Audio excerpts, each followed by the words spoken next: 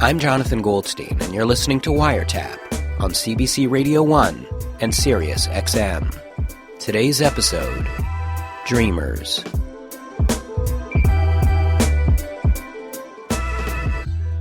I don't dream. I sleep right through.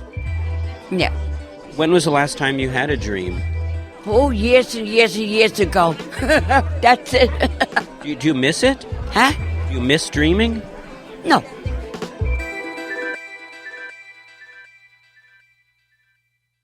Aldous Huxley was one of the first Western writers to take on the topic of consciousness-expanding drugs. And he wrote that man consists of, quote, an old world of personal consciousness, and beyond a dividing sea, a series of new worlds.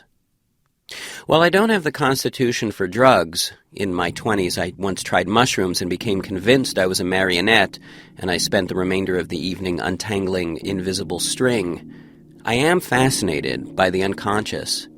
And of course, I am fascinated by dreams. Dreams are parallel lives that cap off each day. We don't schedule them, we can't predict them, usually we can't even make sense of them. Dreaming is the only time one can comfortably step out of oneself to observe oneself. Dreams are as much our own as anything can be, and for this, they are also the most difficult thing to convey. Nonetheless, we try hard to share them, because it is in dreams that we are also most alone. I have lately begun trying to keep a notebook and pen beside my bed at night, so that I can write down my dreams. I try to rouse myself in the middle of the night, but more often than not, I'm overcome by laziness. I'll remember in the morning, I say, but of course, I never do. The unconscious mind guards its mysteries, and the conscious mind is hungry for rest. Perhaps the sea that divides the two is there for a reason. Just the same, and perhaps ill-advisedly, I've begun to take note of my dreams, to share with you. November 23rd. I'm in a banquet-type hall. A song with the lyric, "You need love to love me," plays over the public address. In the morning, I try to hum the tune, and after several seconds, I realize that I'm humming the theme to Ghostbusters. November 25th. I awake to find a note on my pad for which I do not remember the context. The note reads, "You are overthinking the bread."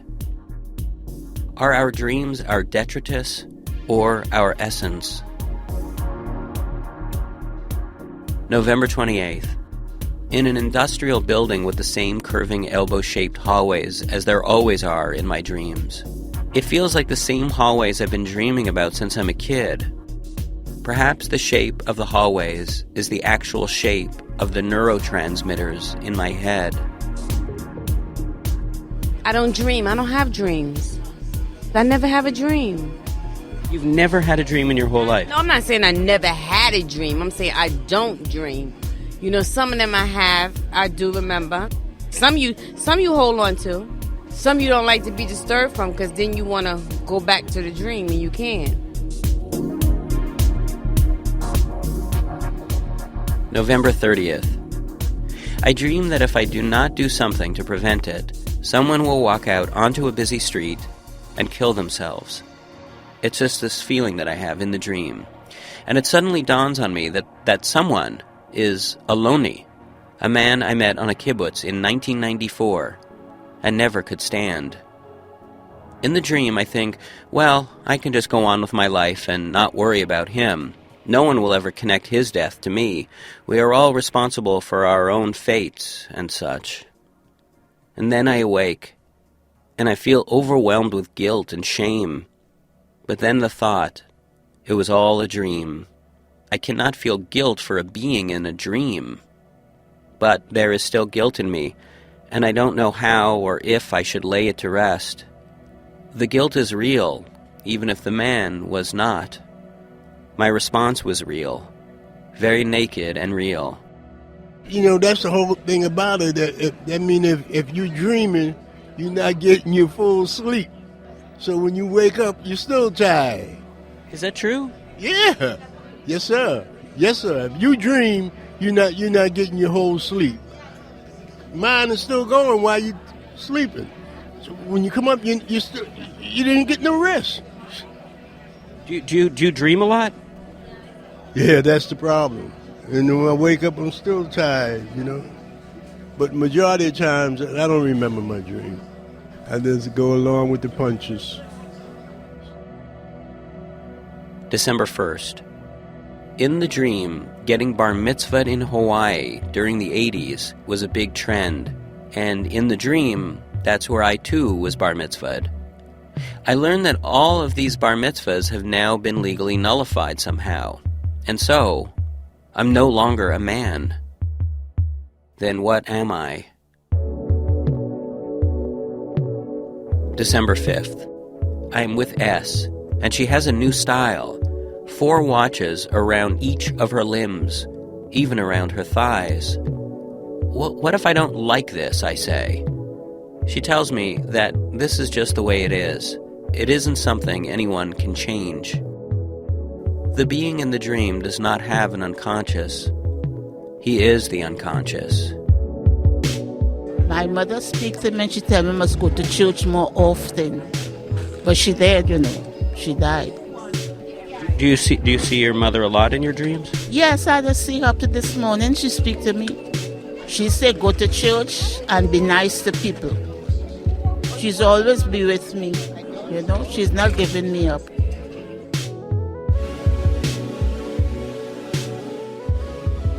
December 10th. My coworker, R, is having a coughing fit. I am standing right beside her. She's embarrassed about it, and I want to put her at her ease.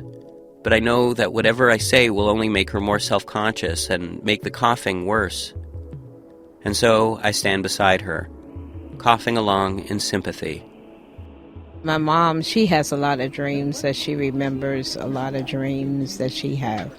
Like things wrestling with her at night and whatnot. What do you mean people are in her dreams? Like she always believed that there are spirits that comes and wrestle with her at night, and she's wrestling with them, but she said that she always wins. So you think she likes the wrestling? No, because down there where I come from in the South, they believe in, hags and spirits and stuff like that bothers you at night. Do you think that sometimes friendly spirits can also visit us in our dreams? Probably so, but my dead husband, he never came back to visit me, and my son my baby that passed away, I never dreamed about him. And this has been like over 20-something years. So they don't come back and visit me.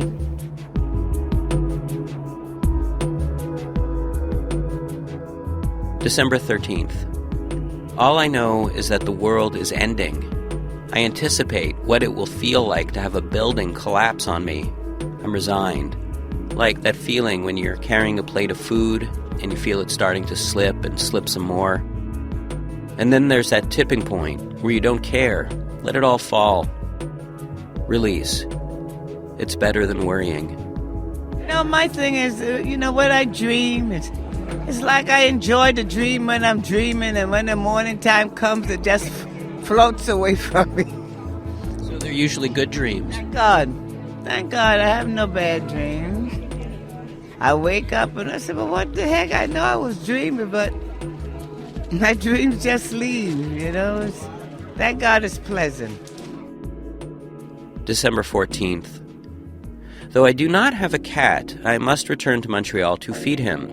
I feel in the dream that it is irresponsible to return home without food for him. And so I'm in a pet store, holding a box of discount cat food.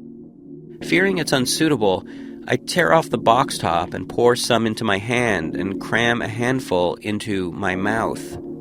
It is vile. How have I forgotten not to eat cat food? December 15th. Woke from a dream where I was helping my father chase a baby goat. It was running every which way, and I finally managed to call it over.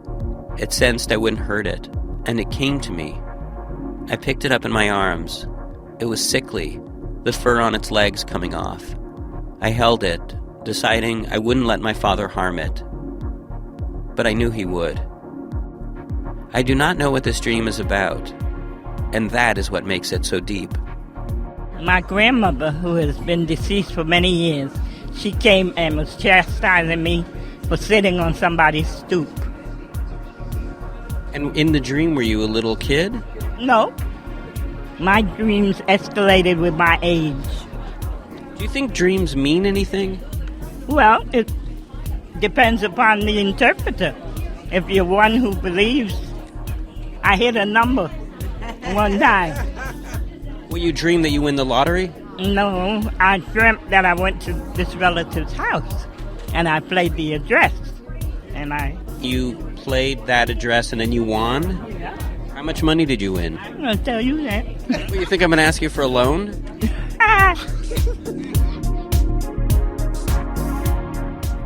December 17th. In the dream, I'm playing on a bed with someone who might be my son.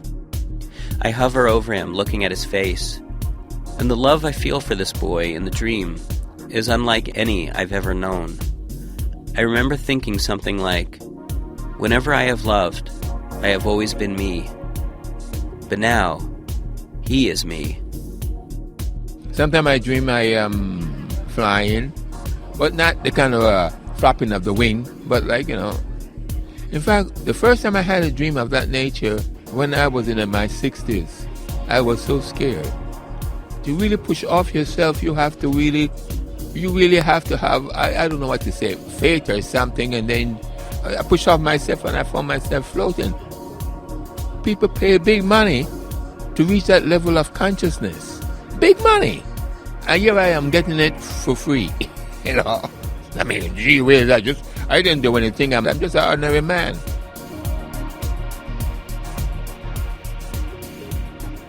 December 18th. We were all again in the vaguely dispiriting basement of some damnable row house. My grandfather lies in bed, dying, crumpling up, becoming visibly smaller. He's wearing cool, wet t-shirts on his head for his fever. Sitting beside him on the bed, he touches my head. He touches the most hairless parts. He is amazed by how bald I am. "You're dying," I say, the tears stuck in my throat. "But you are so bald," he says, his fingers touching my head with curiosity. It's funny how in dreams the impossible is so casual, the way a being can be more than one being at the same time, the dead alive. It is all one.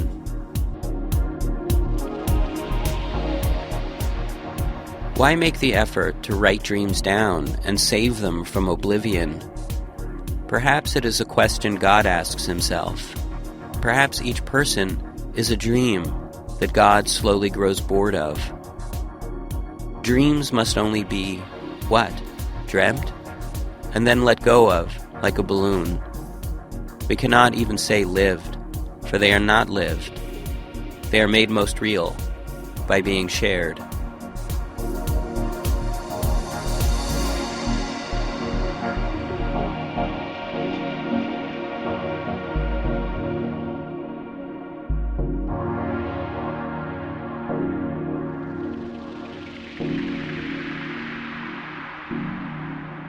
The minister said, "You may now kiss the bride." And so he did. As soon as his lips touched hers, she fell asleep, right arm thrown up and a long white swoop to the floor. At first, they thought she'd fainted. The stress of it all, the anticipation and excitement, or perhaps a too tight dress. But when, an hour later, she didn't come round, the groomsmen carried her home. The bridesmaids undressed her and put her in bed. The doctor told them all to watch her eyes. When they moved, that meant she was dreaming. And her eyes did move. The bridesmaids imagined she dreamed of opening her presents. The groomsmen imagined she dreamed of sex. Her mother imagined she dreamed of a career in dentistry, a private practice, and a large white house. His father imagined she dreamed of babies in drooping diapers crawling about the hardwood floors of a similar house. Her father imagined she dreamed of dancing. His mother also imagined she dreamed of dancing. The groom, meanwhile, imagined the bride dreamed of him. Whatever she dreamed, no one knows, because to this day, 20 years, 8 months, 9 days, and a handful of hours later, she still hasn't woken to tell anyone.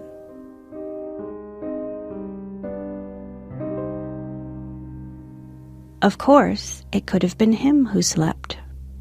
The minister said, "You may now kiss the bride." And so they kissed. As soon as her lips touched his, he fell asleep, left arm thrown out to the side in a quick black drop to the floor. At first, they thought he'd passed out. Too much to drink, too much tying one on before tying the knot. But when, an hour later, he didn't come round, the groomsmen carried him home. The bride undressed him and put him in bed. The doctor told them all to watch his eyes. When they moved, when they rolled from side to side, that meant he was dreaming. And his eyes did move. The groomsmen imagined he dreamed of opening his presents. The bridesmaids imagined he dreamed of sex. His mother imagined he dreamed of an old girlfriend, his first, the quiet one from high school, and the one she'd liked the best, if you want to know the truth. Her father imagined he dreamed of a mailbox stuffed full with overdue bills. Her mother imagined he dreamed of forever. His father imagined he dreamed of just 5 minutes. The bride, of course, imagined the groom dreamed of her. Whatever he dreamed, no one knows, because to this day, 20 years, 8 months, 9 days, and a handful of hours later, he still hasn't woken to tell anyone.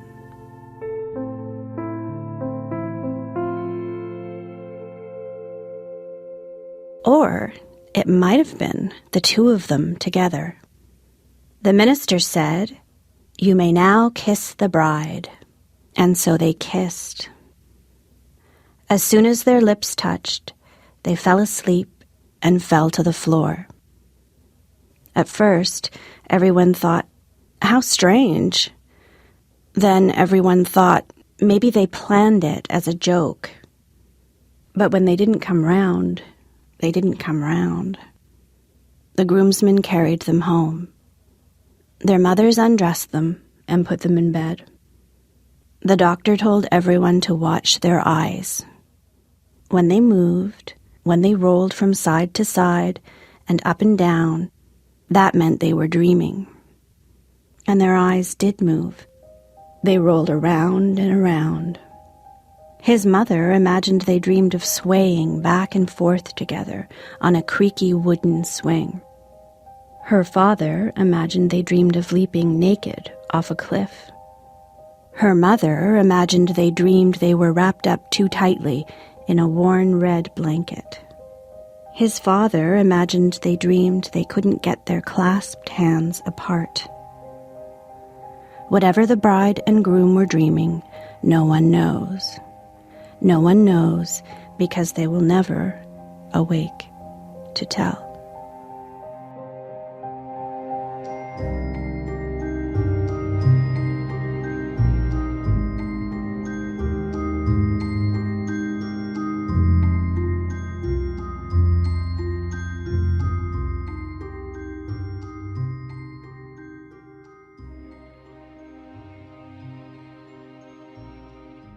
Hello. That's exactly what you said. Howard, what do you want? Angry tone and sensitive to my reaction. You dismiss it. This is just like in the dream. Howard, what's like in the dream? Even that what you're saying right now, you said. I said that. I said what I'm saying right now. Even what you're saying right now. Howard, please stop it. Howard, I'm very busy. Is there some point to this? See? Howard, I always say that to you. That's what you said in the dream. But I say that to you every single time you call up. It's the way you said it. It's the atmosphere. Dreams aren't just about the actual fact. Okay, for example, I know I was calling you on the phone. I called you. You're wearing a red shirt right now, right?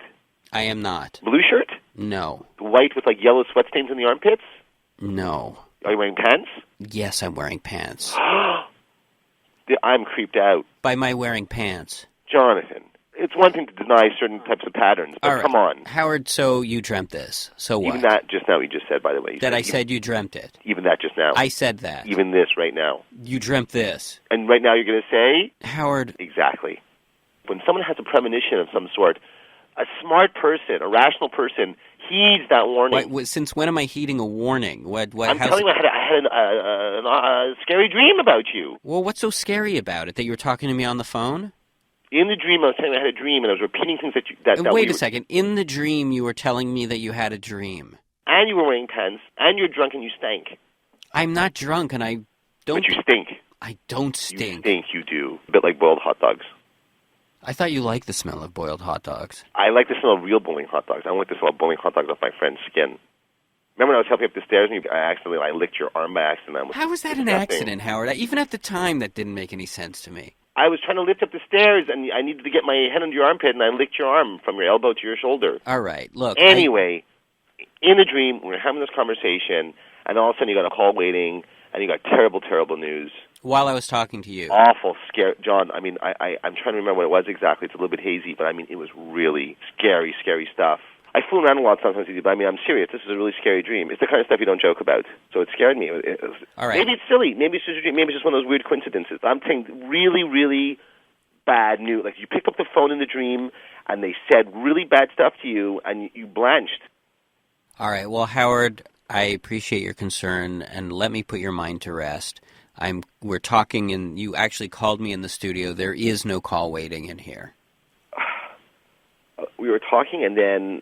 That's right. You basically wanted to get off the phone with me because you needed to kind of renew your prescription for foot ointment, and you had to go get your foot ointment prescription renewed, and then you had to go to the pharmacy, and you just wanted to get that done. That is kind of weird, I must admit, because when we get off the phone, that's actually where I was. You go to the doctor and then the pharmacy? But Howard, that's... I know your feet are always peeling, and you always need to exfoliate them, and they stink, and you have my feet. It has nothing. I guess I'm worrying too much. That's all. I'm just being a worrier. I guess you're right. I guess it seems silly now. I'm looking back at it, but I'm sorry. Just never mind. Never mind about that kind of stuff. Oh. What you just got? Was that a call you just got? That doesn't seem possible. You don't have call. How can you get a call? It's been disabled in the studio, actually, for interviews. Maybe that's... You're right. It's still... Pick up. It's a call. It's important. Of course, yes. I'm going to take the call. Don't give him the superstition. I just got a little freaked out. Well, yes, hold the line, okay? Hang on 1 second. Okay. All right? You sound a little nervous, though. No, Howard, 1 second. All right. Hello?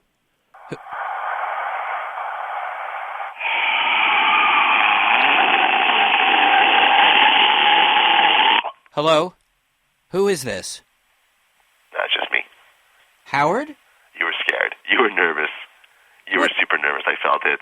How did... I'm just calling you from my new cell phone. How do you find the reception? Well, can you hear me okay? 2 2 1 2 1 2 2 1 2. This is you. I got you all freaked out. I thought the call waiting in the studio is disabled. I enabled it actually last time I was in the studio. You told me that I was going to get bad news. But you don't believe in stuff like that. That's not real. There's no such thing as premonition. What are you all scared for, John? Okay, Howard, look, I'm hanging up on both of these Wait. lines. Don't be disappointed. I actually have some bad news for you. When Howard Jackwood says it could be bad news, you can rest assured there's bad news. And that's my guarantee. Okay. Howard, what is the bad news? I lost your bet in a poker game. What? I needed something valuable to put into the kitty. So you offered my bed. I gambled away your bed, but... no, there's no but. Yeah, I gambled away your bed. But, yeah, there's really no but. I keep saying but there's no but. Interesting, eh? It's like I feel the butt coming, but it's weird. It feels like I have to say butt. But nothing. I gambled away your bed, but it's crazy. Wow, I'm a weird, quirky character. But see, there's the butt, but you can stay at my place. I will not share a bed with you. I don't have a Sealy Posturepedic, and I cuddle, and I have terrible gas, and I snore.